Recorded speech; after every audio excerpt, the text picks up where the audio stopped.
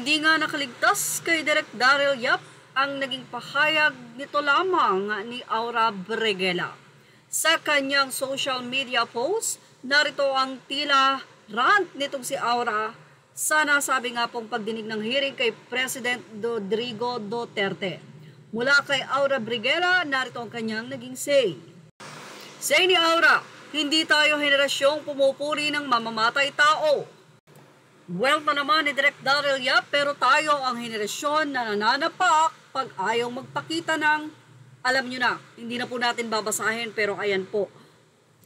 Anyway, ayon sa mga netizen, walang kredibilidad si Aura Brighella na magsalita ng ganito, lalo na at nasangkot siya at nakulong pa nga sa nasabi nga pong nangyari noon sa isang bar kung saan ay nagwala si Aura at ito ay kita sa nasabi nga pong CCTV. Ipinagtanggol pa ni Aura ang kanyang sarili pero salamat sa CCTV at nakita na siya ang naging simula ng problema.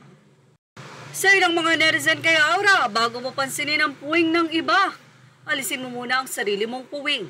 Narito ang naging komento ng mga netizen sa naging pahayag ni Aura Brighella na hindi daw tayo henerasyon na pumupuri ng mamamatay tao.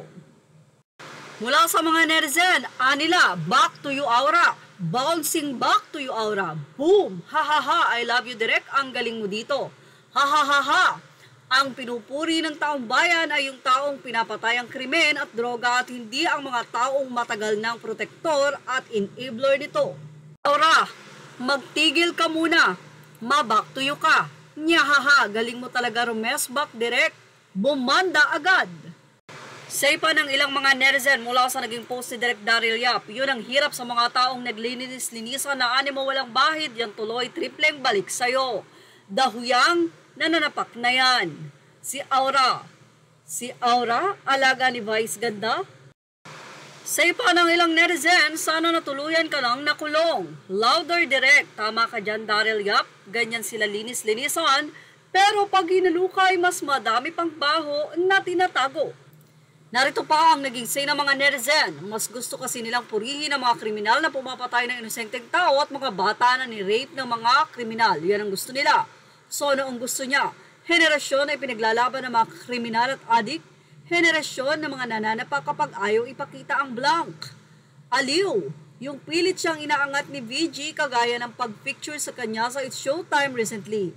Tapos hihirit na naman akala mo kung sinong malinis, edi na back to you agad siya. Ha ha ha. Well, ano kaya ang magiging hirit dito ni Aura? Ilagay na ang inyong opinion sa ating comment section. Thank you for watching. Images are all credit to the rightful owners.